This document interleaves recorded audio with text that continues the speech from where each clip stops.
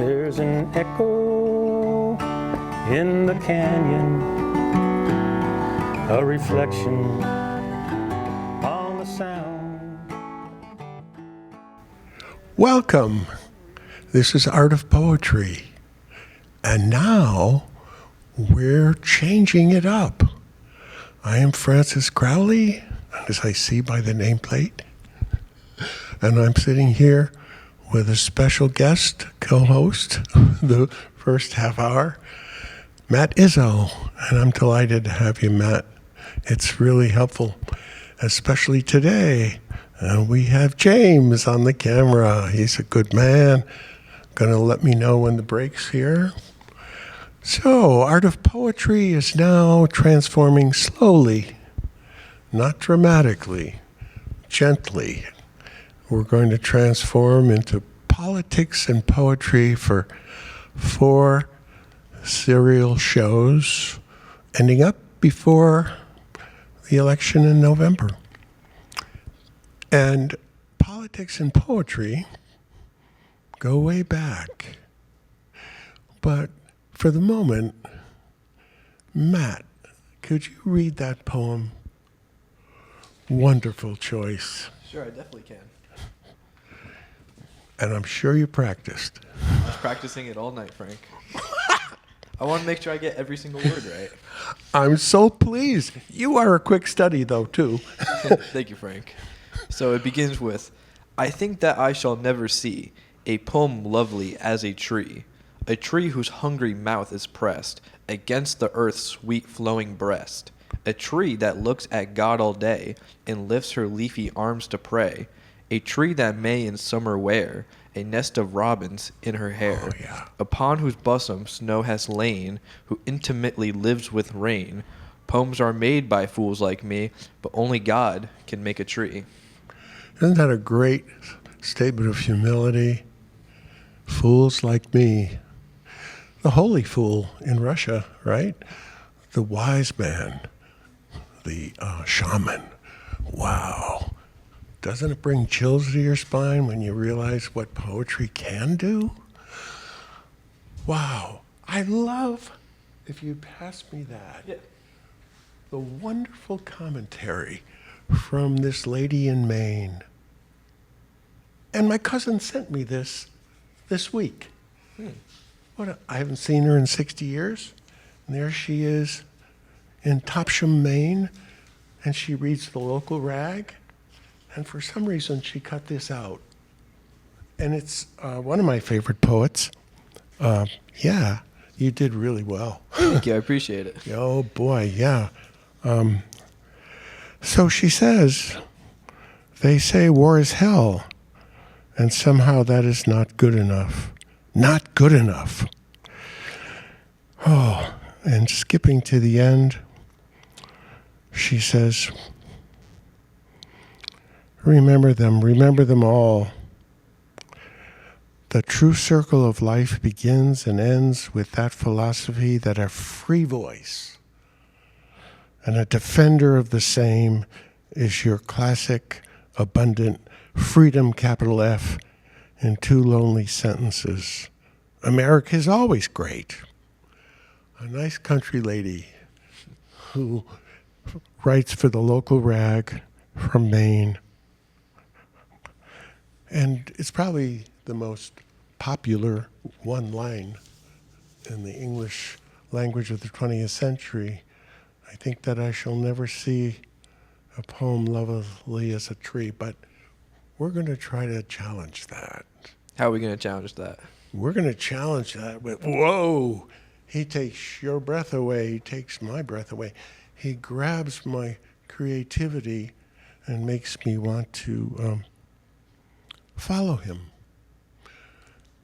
Dante's Inferno, a new translation. But, Matt, we're going to literally, and also, what's the word? Vicariously travel with him. Would you read that first page? Definitely can. Thank you. Chapter 1, Italy, Florence, Thursday, June 20th, 96. I wake up, Rested, Go down to a continental breakfast and enjoy the banter with the blonde who doubles as a waitress.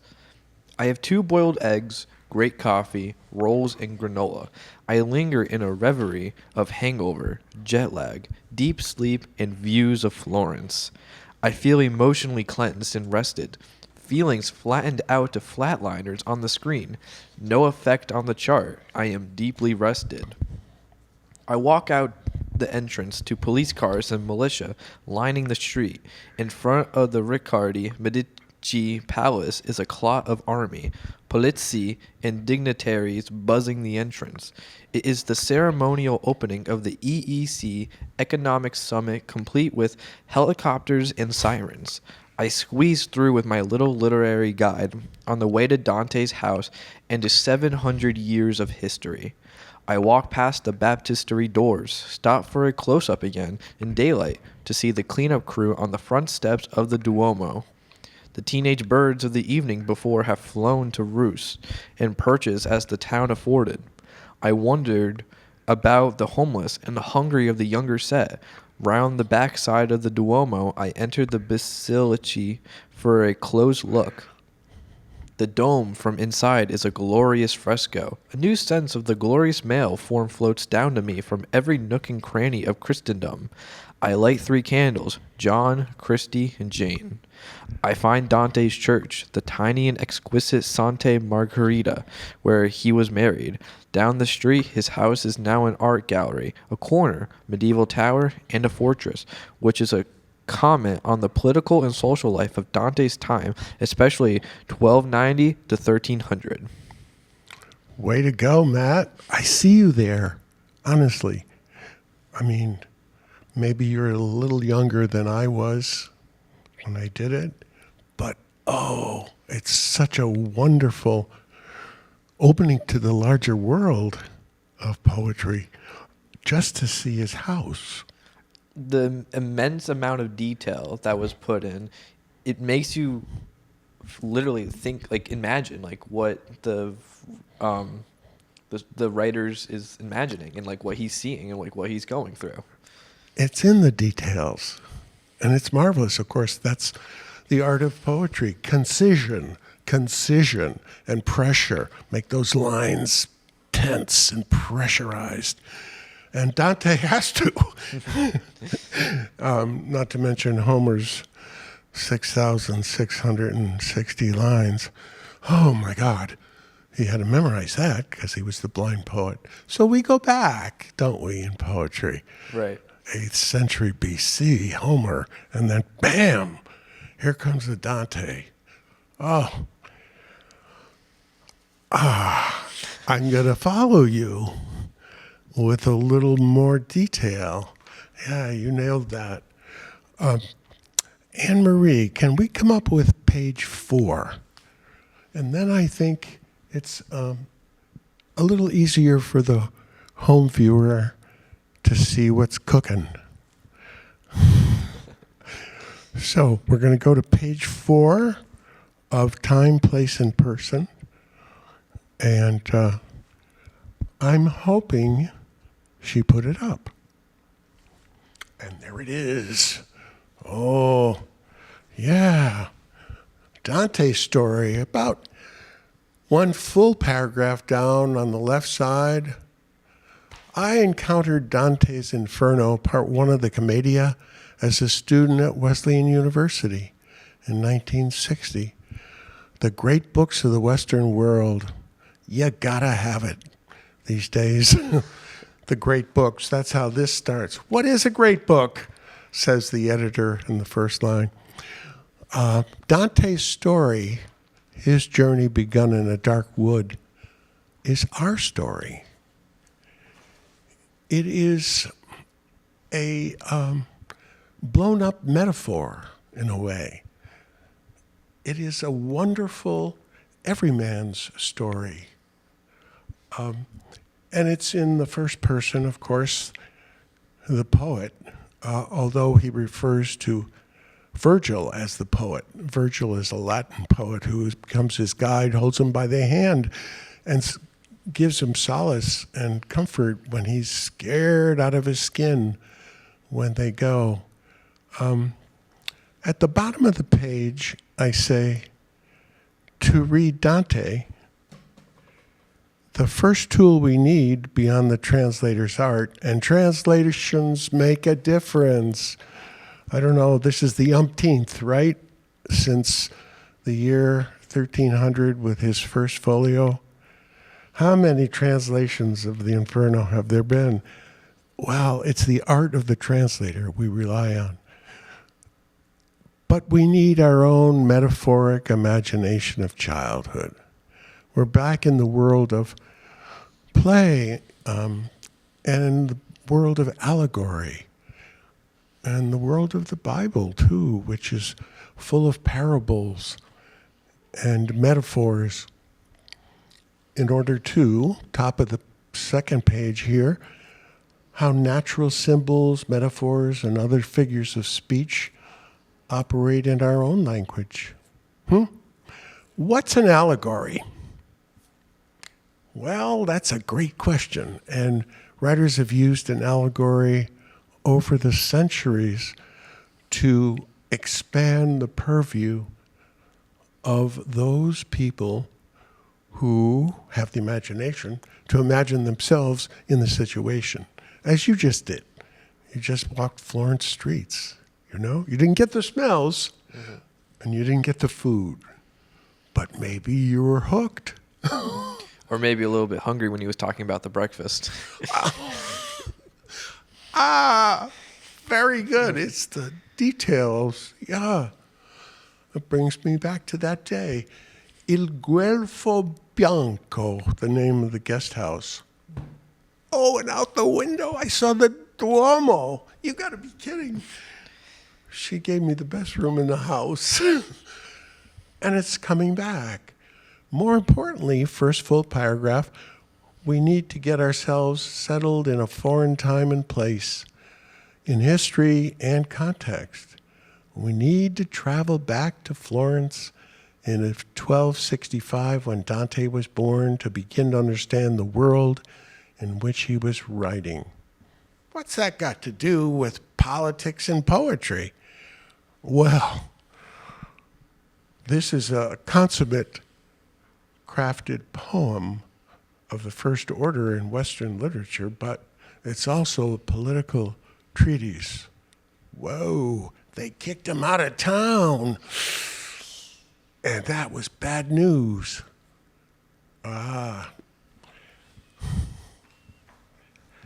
Thank you for helping me with that. We're going to switch to a couple of words that Dante wrote so meaningfully.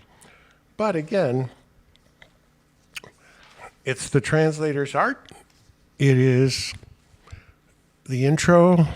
First sentence is, what is a great book? Well, maybe great books use a lot of allegory. They're trying to spread the wealth, spread the understanding, spread the wisdom, because if we can identify, but it's also a well-tuned up and well-tried poetic figure that works. In about 1306, having entered his 40s, he set about to work on his comedy. By 1295, he had written a little book, which was Vita Nuova. That's for Beatrice, his love. Wow. There's a story there. Sound familiar? The political situation of northern Italy during his lifetime was distinguished by factionalism and chaos. Oh boy. On the local level, late 13th century northern Italy, Milano to the north and Rome to the south, are barely on Dante's personal political map and radar. We hear of Florence and other cities like Genoa, Pisa, Pistoia, Siena, and those were in constant turmoil politically. The two main parties were the Guelphs, those essentially allied with the papacy, and the Ghibellines, aligned with the emperor. So he was a political notary, spent his 2 years in the round rotating office, and gave it up. His fortunes went up, his fortunes went down, but unfortunately, he was on the side of the black Guelphs when they split, and so on, politically. Sound familiar? But because you gave that little introduction to the story, now we have like the context of the history and like what was going on. Oh, yeah. And now that just sets up the entire rest of the book. So now like the reader can possibly connect and have more of a meeting with it. Feel it. Feel it. Exactly. Yes. Poetry and music are about emotions and feelings and taking it into the deepest of the DNA in the bone marrow, I think. That's where poetry works for me. Thank you. That's a great intro to what did it sound like? Oh my goodness. Is it transformable from Italian to English? You judge. Nel mezzo del cammin di nostra vita. Midway in the journey of our life, I came to myself in a dark wood, for the straight way was lost. Oh my gosh, it's a midlife crisis. And you have no idea yet what you'll feel when you're either 35 or 40. And I hope I don't. no, and the bells of mortality are in the background. Oh no, I'm 82. Oops. Way beyond my 70, right? Right. I'm going for 20. Ooh, no. Ah, how hard it is to tell the nature of that wood. Savage, dense, and dark. The very thought of it renews my fear. It is so bitter death to hardly more so. But to set forth the good I found, I will encount and recount the other things I saw. Ah, but the good in the white and the dark, the white and the black, the Guelphs and the Ghibellines, One's got a white flag and one's got a black flag. And then, oh my gosh, the white split. How I came there, I really can't tell. I was full of sleep when I forsook the one true way. Uh-oh. What's blocking his way? Well, symbolically, emblematically, metaphorically, the leopard, the lion, the she-wolf. Ah, but they're symbols. The leopard is lust. The lion is pride. Oh. And the she-wolf is avarice. Maybe mentioned as men or women in the role interchangeably. Thanks for the signal. Oh, you're a keeper. Thanks, Frank. Oh, man. We are down to break. Is that the signal? Is it break time? Maybe. Who knows? Who knows? Is that our sign? No. Not yet. Or we can. We can. We can't go to break. Let's do it. Thank you. One of the most common cons this time of year is the utility scam. A bad actor may call or text you claiming to be with the utility company and threaten to turn off your electricity, saying you haven't paid your bill. They may also try to steal your money and sensitive personal information through a fake home energy assessment. This ruse often includes a phony credit check, which requires you to hand over your banking information and even your social security number. They may claim they can save you money on your energy bills if you buy their discounted equipment, but all you'll get is a big credit card bill. Always check with your utility company before letting someone into your home. Even if they're wearing credentials, they may be fake. Also, utility companies won't call or text you out of the blue threatening to turn off the lights. And while they do energy assessments, you have to set them up ahead of time. They don't just send people knocking on doors. For more information on how to protect yourself, visit Better Business Bureau at bbb.org. And to report a scam, visit bbb.org/scam tracker.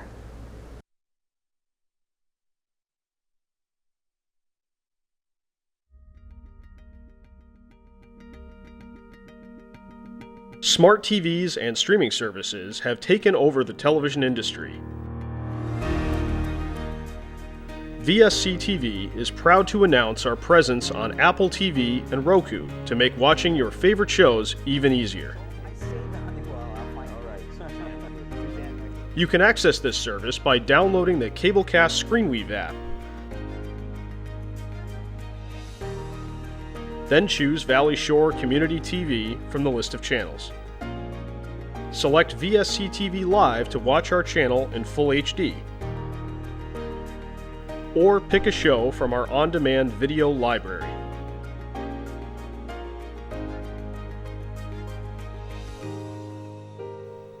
VSC TV is your local Connecticut Midshore Valley digital connection.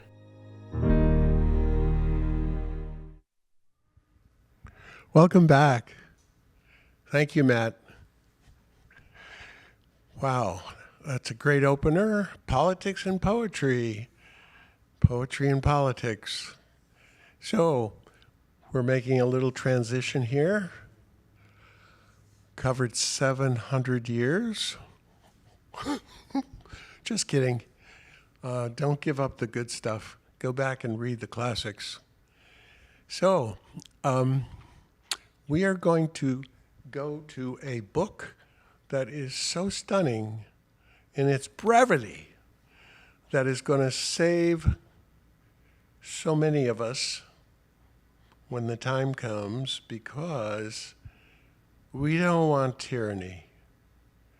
And this book is so practical and so helpful in avoiding what all of us fear. As Dante said, the chaos, come on, and the factionalism, and the warring hatreds. Let's go on to the first page of On Tyranny. And that, of course, is the most wonderful graphic version of a little pocket book that you can carry around on tyranny. You can read these anytime. So, let's see what this book says. Do not obey in advance. What's he talking about? Well, the powers that be have a certain credibility, just longevity, or whatever it is that keeps them in power. But most of the power of authoritarianism is freely given. What does that mean? In times like these, individuals think ahead about what a more repressive government will want, and then offer themselves without being asked. A citizen who adapts in this way is teaching power what it can do.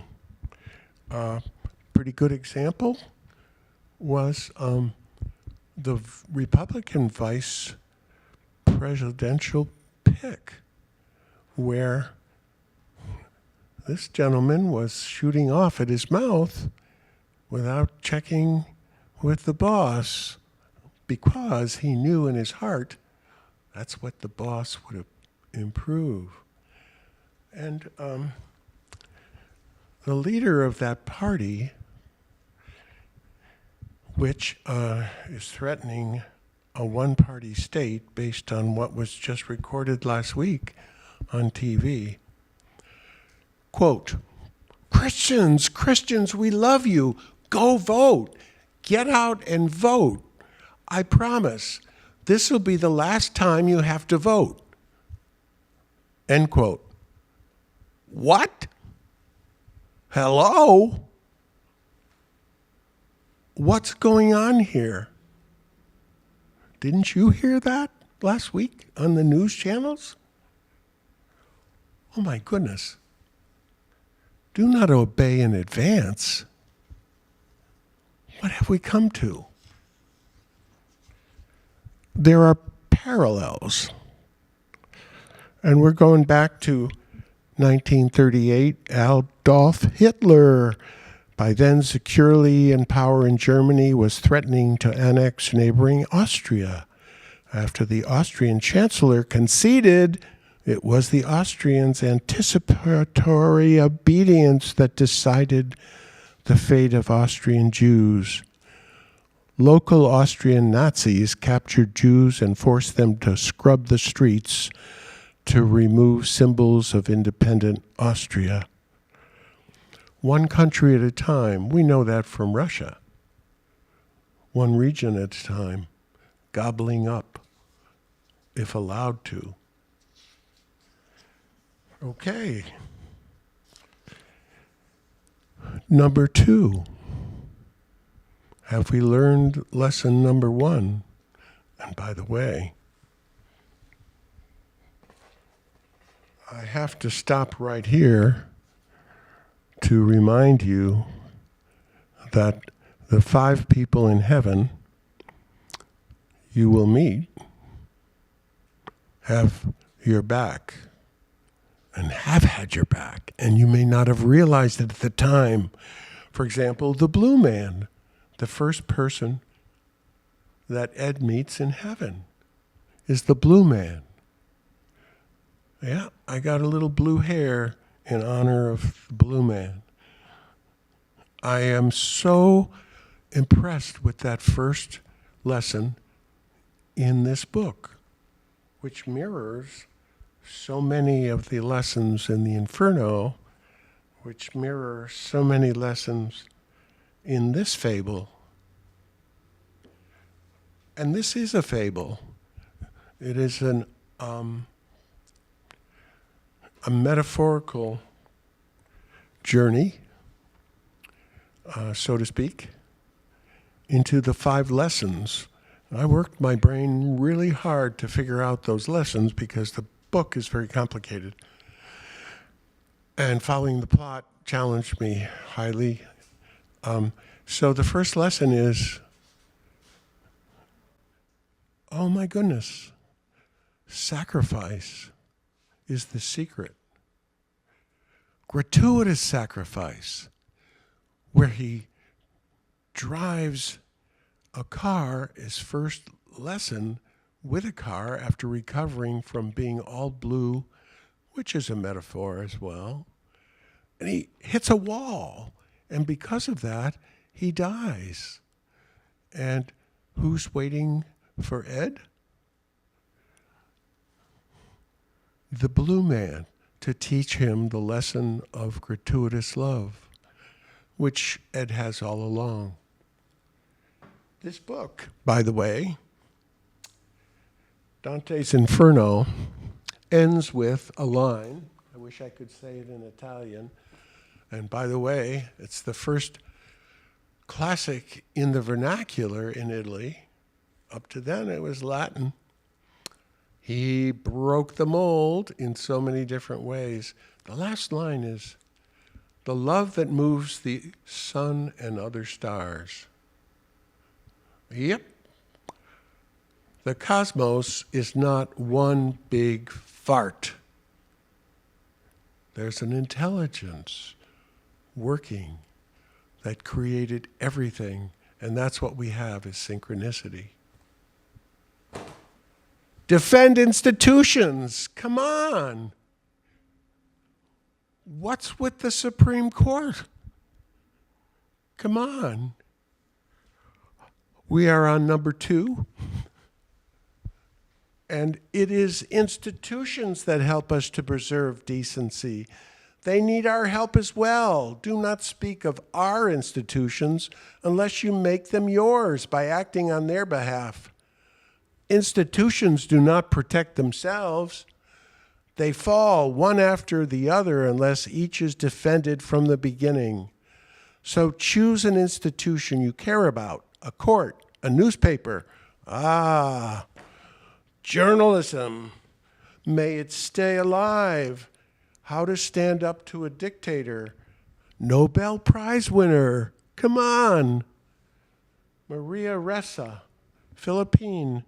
She's been on so many national and international news broadcasts recently as the go-to journalist to choose how to stand up to a dictator. They did successfully in the Philippines. Of course, their Constitution and Bill of Rights were modeled exclusively, 100%, on America's version. So, choose an institution you care about. For me, it would be a labor union. And take its side.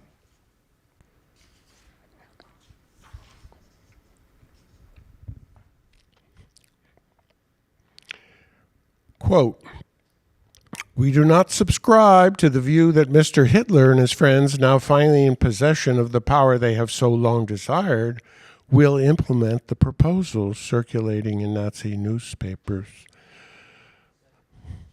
They will not suddenly deprive German Jews of their constitutional rights, nor enclose them in ghettos, nor subject them to the jealous and murderous impulse of the mob." But that's exactly what they did. The Jews were hoodwinked in Nazi Germany into thinking that if they were, for example, to support the party, they would be treated less harshly. We are going now to number 3 in the lessons. And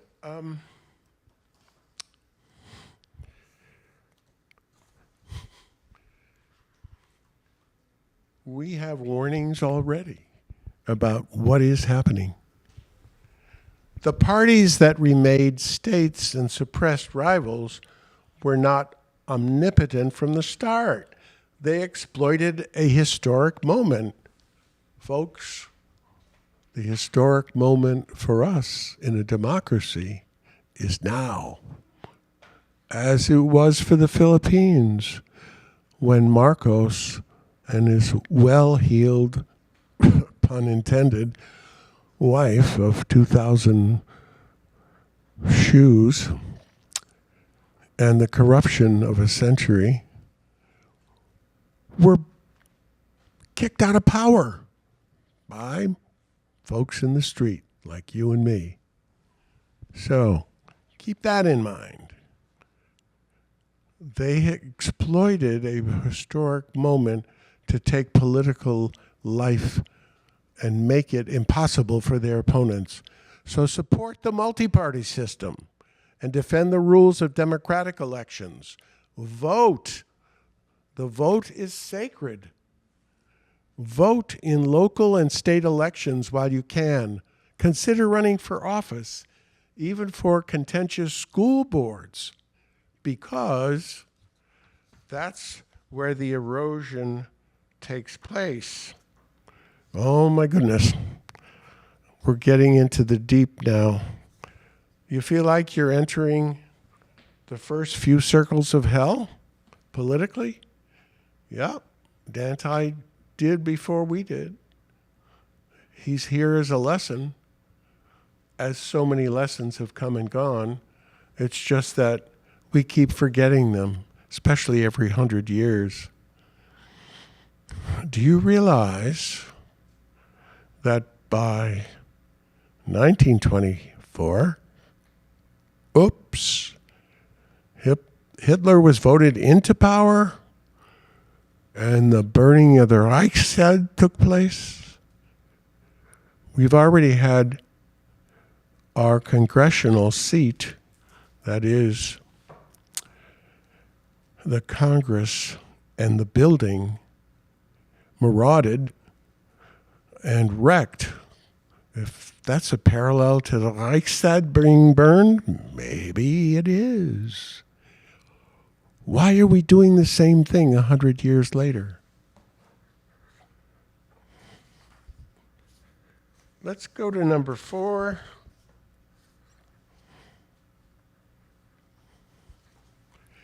This one puzzled me a little bit.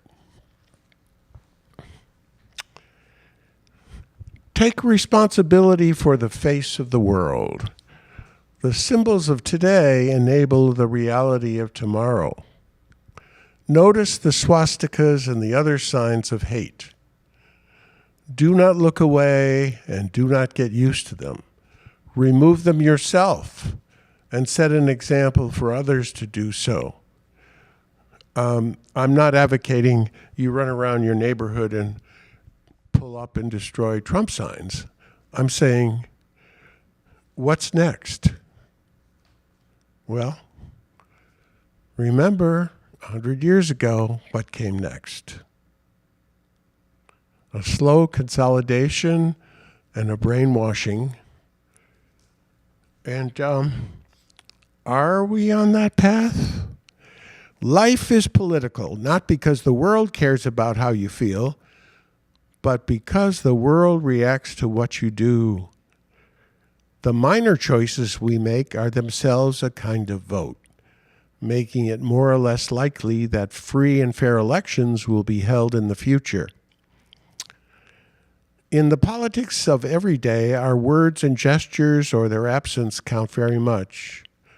A few extreme and less extreme examples from the 20th century can show how.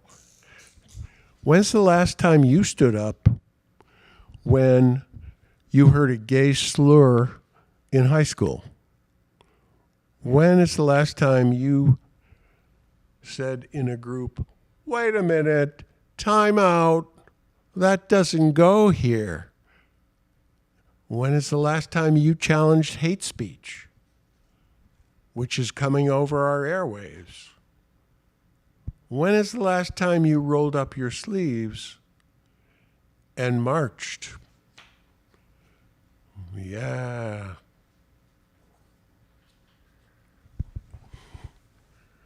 Take responsibility for the face of the world.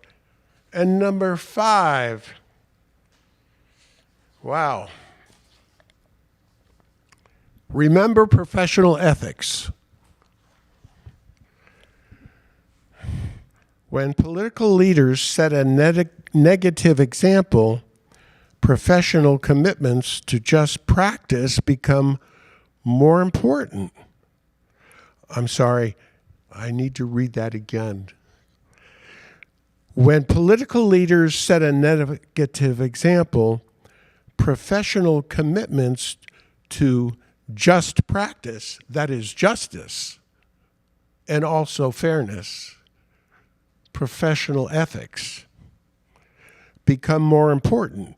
It is hard to subvert a rule of law state without lawyers, or to hold show trials without judges. Oh, Russia does it very handily, believe me. Show trials, and the judges are handpicked.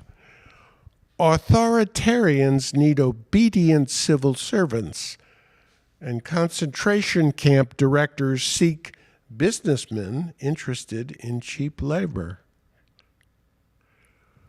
Ladies and gentlemen, we have already entered the slippery slope. Set your alarm clock for midnight, or 5 minutes too. You know that universal clock that tick, tick, ticks about nuclear Armageddon and catastrophe? And also, ecologically, it's 5 minutes to midnight. Not much time left. Well, we've got 3 months. And this is show number 1. And we've been through 5.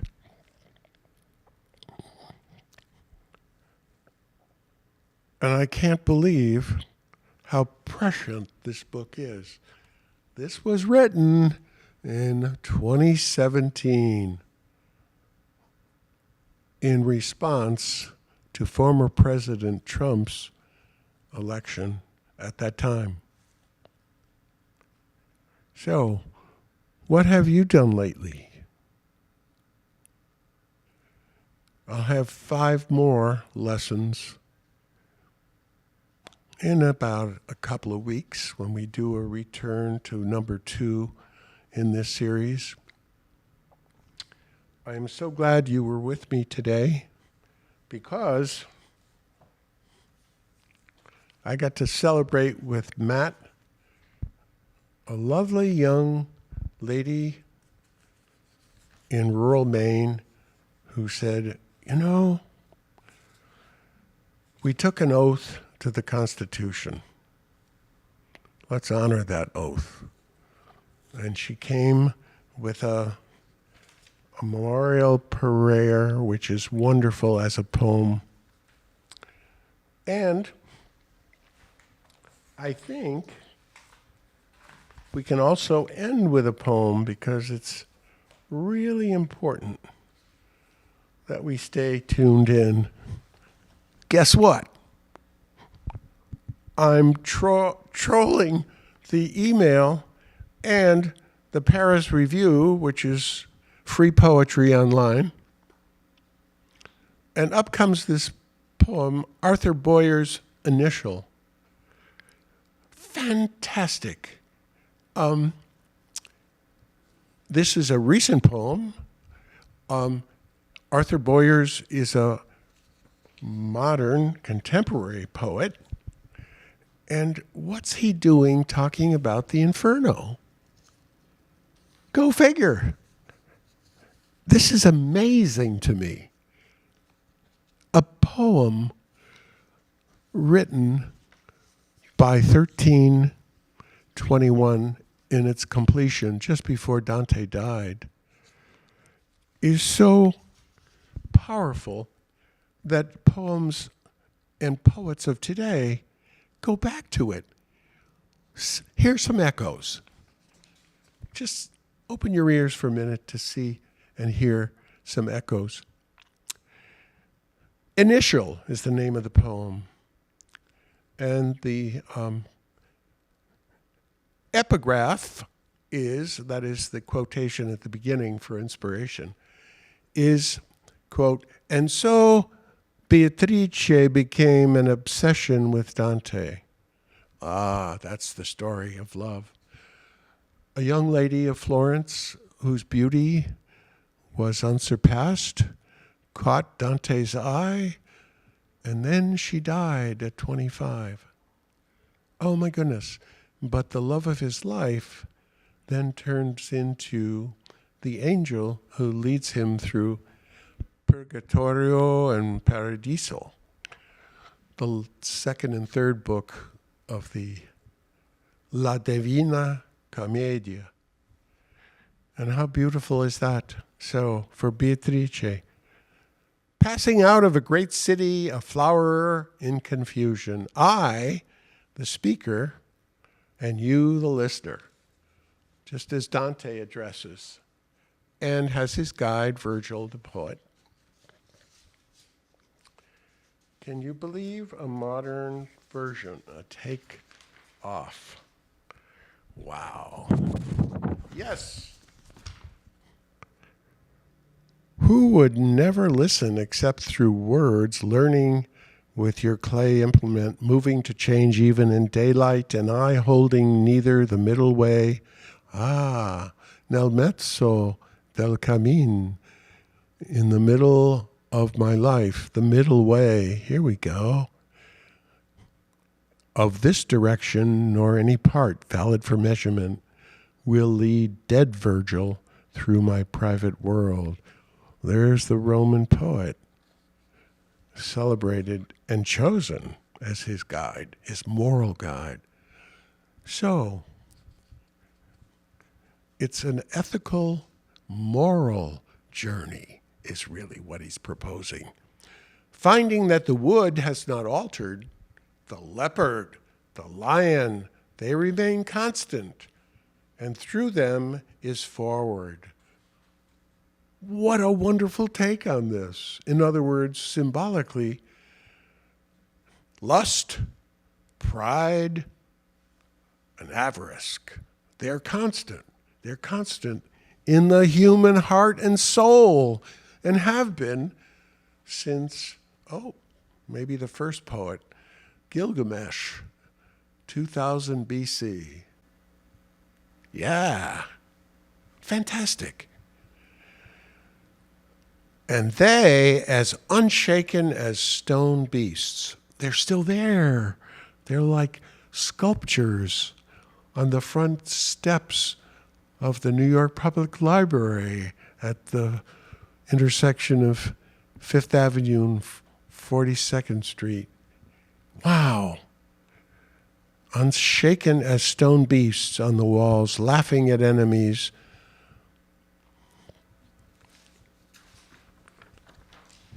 Poetry lives, my friends. Poetry lives in the soul of man. And the echoes continue in the most wonderful way. Check it out, the Paris Review. You don't have to send a subscription. It's just on the internet. Poem a Day is also a good source.